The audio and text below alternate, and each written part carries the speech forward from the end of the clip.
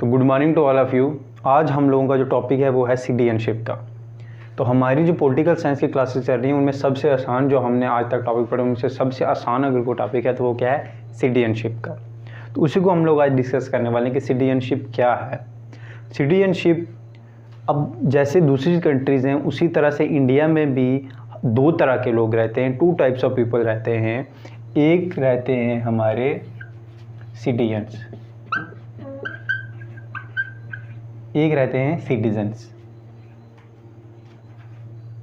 और दूसरे रहते हैं एलियंस। अब सिटीजन्स कौन होते हैं और एलियंस कौन होते हैं, इनका डिफरेंस अगर मैं बताने को आपको चाहूँ तो सिटीजन्स वो होते हैं जो क्या करते हैं,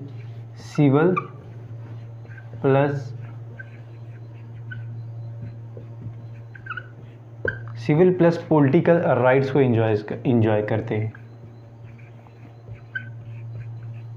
उनको हम क्या बोलते हैं, सिटीजन्स। जिनके पास both civil as well as political rights होते हैं उनको हम बोलते हैं सिटीजन्स ऑफ अ कंट्री। और एलियंस वो होते हैं जिनके पास ये दोनों नहीं होते, ना ही सिविल राइट्स होते हैं और ना ही पॉलिटिकल राइट्स होते हैं, उनको हम बोलते हैं एलियंस। अब ये जो एलियंस हैं इनको फर्दर हम लोग टू टाइप्स में डिवाइड करते हैं। एक हमारे होते हैं फ्रेंडली एलियंस और दूसरे जो हमारे होते हैं एनिमी एलियंस।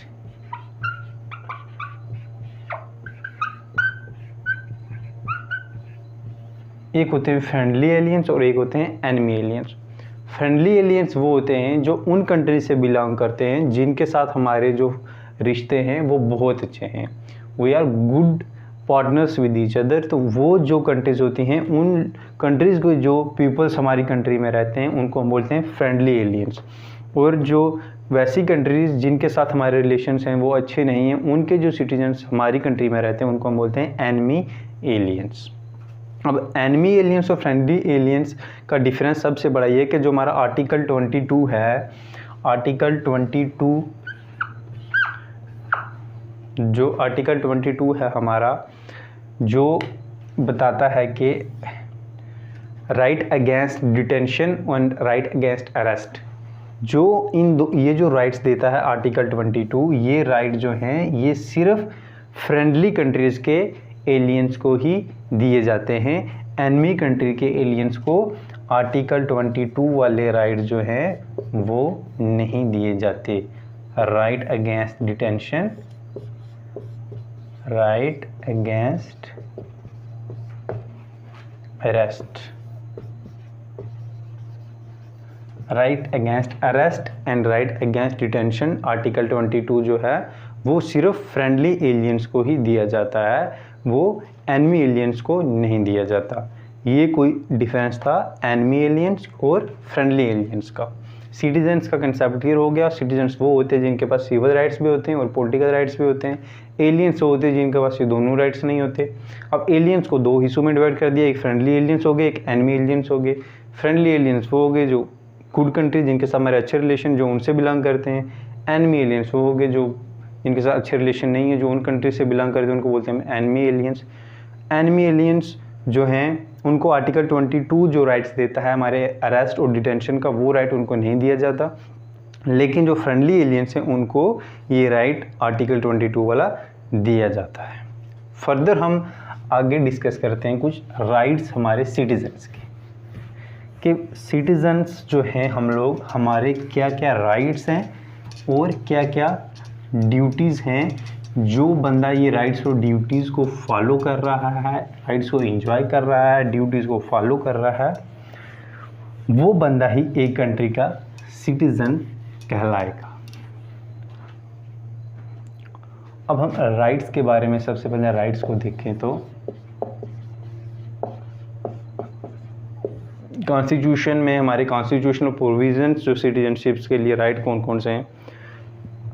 सबसे पहला हमारा जो राइट है वो है आर्टिकल 15। ये सिर्फ सिटीजन्स के हैं राइट, किसके, सिटीजन्स के। एलियंस के राइट नहीं है, ये सिर्फ सिटीजन्स को ये राइट होंगे जो भी मैं लिखने वाला हूँ। आर्टिकल 15 आर्टिकल 15 क्या है? Right against discrimination. आपके साथ क्या है? Against discrimination.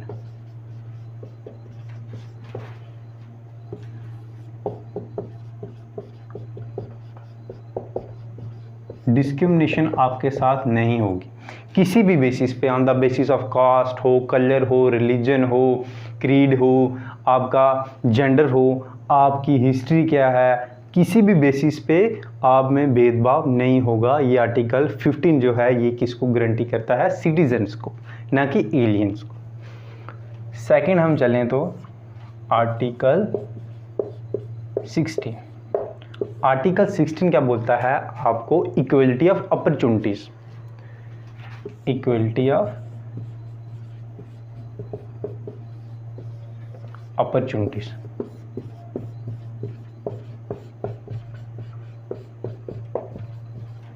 आर्टिकल जो हमारा 16 है वो क्या देता है हमें? इक्वलिटी ऑफ अपॉर्चुनिटीज, कि हमारे जो सिटीजन्स हैं वो सारे क्या हैं? इक्वल हैं in the eyes of law.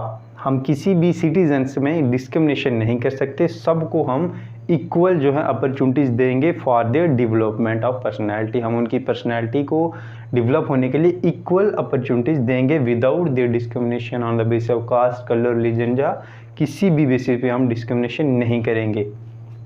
उसके बाद हमारा आता है आर्टिकल 19। आर्टिकल 19 जो क्या है? आर्टिकल 19 6 फ्रीडम्स देता है। Right, freedom of speech, freedom of expression, freedom move freely through out that. हम किसी भी इंडिया के किसी भी पार्ट में जाके रह पाएँ, हम कोई भी लैंग्वेज हम की स्पीच कर पाएँ, हम कहीं पे असेंबली कर पाएँ। ये सारे जो 6 फ्रीडम्स हैं ये हमारा आर्टिकल 19 देता है, और ये भी किसको देता है? सिर्फ सिटीजन्स को, ना कि एलियंस को। उसके बाद आगे वाला जो राइट है, फोर्थ राइट, वो क्या है? आर्टिकल हमारा 29 और आर्टिकल 30। आर्टिकल 29 और आर्टिकल 30 क्या देता है? Cultural and educational rights. और ये जो कल्चरल एजुकेशन राइट्स हैं हमारे आर्टिकल 19 और 30 में, fundamental rights, cultural and education rights, ये भी सिर्फ और सिर्फ सिटीजन्स को ही दिए जाते हैं। तो इसमें आपके सिटीजनशिप में तो बहुत आपके इंपॉर्टेंट क्वेश्चंस निकल कर आ सकते हैं। कौन से राइट्स सिटीजन्स को दिए जाते हैं, कौन से हमारे एलियंस को दिए जाते हैं, एलियंस और सिटीजन्स का क्या डिफरेंस है, एलियन की कौन सी टाइप्स हैं, अब फ्रेंडली एलियंस और एनिमी एलियंस में क्या डिफरेंस है, ये सब आपके कुछ इंपॉर्टेंट क्वेश्चंस हैं। 4 राइट्स हमने डिस्कस कर लिए अपने सिटीजन्स के। नेक्स्ट राइट हम देखें तो वो क्या है? वो है हमारा राइट टू वोट। सबसे important right, right to vote. Right to vote जो है ये हमारे सिटीजन्स को ही दिया जाता है। वो राइट टू वोट वो लेजिस्लेचर असेंबली में भी वोट कर सकते हैं, वो एमपी के इलेक्शन में भी वोट कर सकते हैं, वो एमएलए के इलेक्शन में भी वोट कर सकते हैं। कौन कर सकते हैं? सिर्फ और सिर्फ सिटीजन्स। तो अगर आपके पास ये राइट है तो मान लीजिए आप उस कंट्री के सिटीजन्स हैं, अगर आपके पास राइट टू वोट है तो। उसके बाद आगे वाला राइट आता है राइट टू कंटेस्ट इलेक्शन। और आपके पास क्या राइट है? आप क्या कर सकते हैं? राइट टू वोट भी है और राइट टू कंटेस्ट इलेक्शन। आप इलेक्शन भी लड़ सकते हैं। अगर आप सिटीजन हैं उस कंट्री के तो आप उस कंट्री में लेजिस्लेचर के इलेक्शन भी लड़ सकते हैं और पार्लियामेंट के इलेक्शन, आप एमपी के इलेक्शन और एमएलए दोनों के इलेक्शन जो है आप लड़ सकते हैं। तो अगर आप वो इलेक्शन लड़ रहे हैं तो मतलब कि आप उस कंट्री के सिटीजन्स हैं। इसके बाद जो हमारा लास्ट राइट है हमारे सिटीजन्स का वो क्या है? Right to hold public office. Right to hold public office. जो सिटीजन्स हैं उनके पास क्या है? Right to hold public office, जैसे प्रेसिडेंट का ऑफिस, वाइस प्रेसिडेंट का ऑफिस, अटॉर्नी जनरल का ऑफिस। ये कुछ ऑफिस हैं जो सिर्फ सिटीजन्स ही होल्ड कर सकते हैं, एलियन जो हैं वो नहीं कर सकते हमारे right to hold public office. अब राइट्स हैं तो राइट्स के प्लस कुछ ड्यूटीज़ भी होंगी हमारी, जो सिटीजन्स की ड्यूटीज़। ड्यूटीज़ में अब सबसे इम्पॉर्टेंट ड्यूटी क्या आती है हमारी, कि सबसे पहली ड्यूटी टू पे टैक्स। टू पे टैक्स, हमें क्या करना है, टैक्स पे करना है। जो सिटीजन है हमारा सबसे इम्पॉर्टेंट ड्यूटी क्या है, टैक्स पे करना। उसके बाद रिस्पेक्ट करनी, हमारी रिस्पेक्ट किसको करनी है, हमें रिस्पेक्ट करनी है हमें नेशनल एंथम, हमारा नेशनल सॉन्ग, हमारे नेशनल सिंबल्स जो हैं, हमारे नेशनल फ्रीडम फाइटर्स हैं, ये सारे जो हमारी ड्यूटीज़ हैं, हमारे फंडामेंटल ड्यूटीज़, वो सारी हमारे सिटीजन्स को क्या करनी है, ओबे करनी है। राइट्स भी हैं हमारे सिटीजन्स के, प्लस कुछ ड्यूटीज़ भी हैं। ये मिलाकर राइट्स एंड ड्यूटीज़ होगी सिटीजन्स की।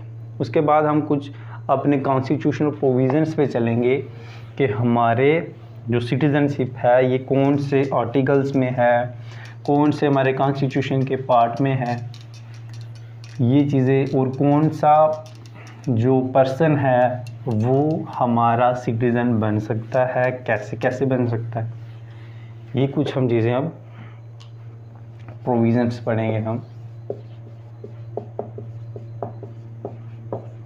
सबसे पहले प्रोविज़न मैं बताऊँ आपको, आर्टिकल 5 से लेके आर्टिकल 11, ये आर्टिकल हैं जो हमारे सिटीजनशिप से रिलेट हैं। Article 5 to article 11 of the Indian constitution relate to citizenship. और पार्ट कौन सा है, पार्ट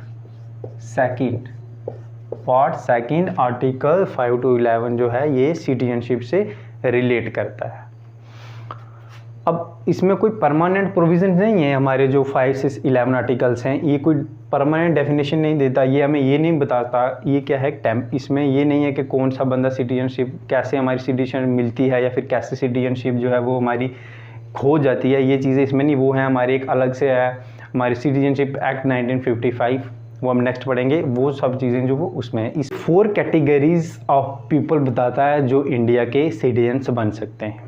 सबसे पहले कैटेगरी में कौन से बंदे आते हैं, वो बंदे द पीपल, वो कौन से पीपल जो क्या हुआ है, इंडिया में बोर्न हुए हैं, बोर्न इन इंडिया, जो इंडिया में बर्न हुए हैं वो क्या होंगे, सिटीजन्स ऑफ इंडिया होंगे।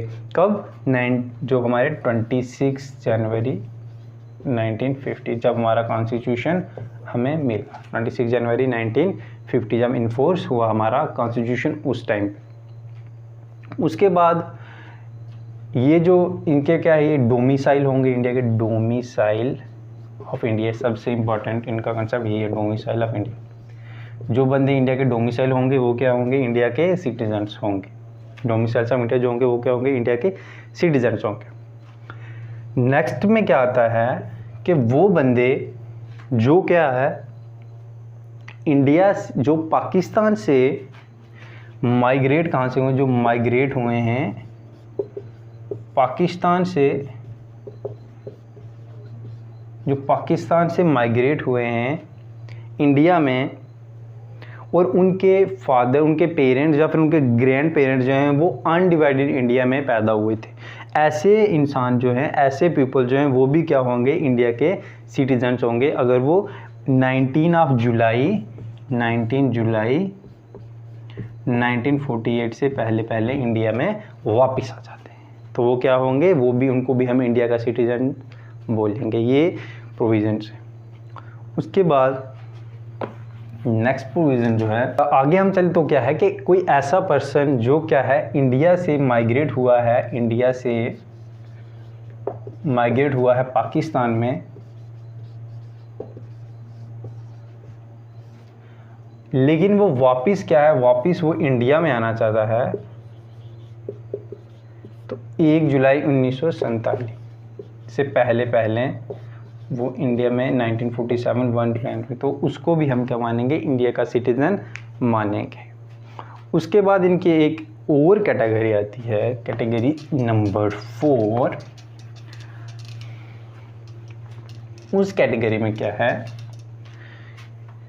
कि इंडिया के ओरिजिन के बंदे जो हैं, बाहर पैदा हो गए, इंडियन ओरिजिन पीपल,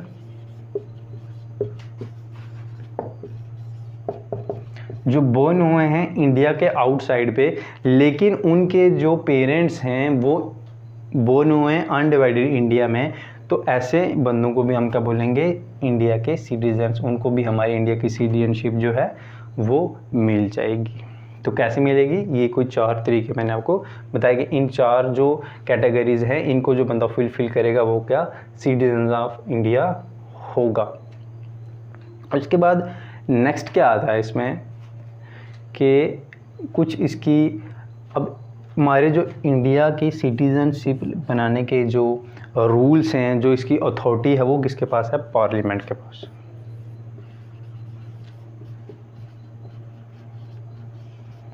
पार्लियामेंट के पास पूरी पावर्स हैं, वो हमारे सिटीजनशिप के रूल्स को अमेंड भी कर सकता है और नए रूल्स जो है यहाँ पे बना भी सकता है। रिसेंट में जैसे हमारे CAA हमारे सिटीजनशिप्स के रूल्स को अमेंड करके सिटीजनशिप अमेंडमेंट एक्ट जो नया लाया गया है CAA, जिसके थ्रू 3 कंट्रीज़ पाकिस्तान, बांग्लादेश और अफ़गानिस्तान में जो भी रिलीजियस माइनॉरिटीज़ हैं उनके लिए सिटीजनशिप्स के जो डोर्स हैं वो ओपन किए गए हैं इंडिया के। ये अमेंडमेंट हुई सिटीजन, तो ये अमेंडमेंट कौन कर सकता है, ये जिसके पास ये पावर्स किसके पास है पूरी, ये पावर्स हमारे पार्लियामेंट के पास है। इसी के साथ जो है हमारा ये सिटीजनशिप का एक इंट्रोडक्टरी जो टॉपिक है ये ख़त्म होता है। नेक्स्ट जो सिटीजनशिप अमेंडमेंट एक्ट 1955 है वो हम नेक्स्ट क्लास में पढ़ेंगे।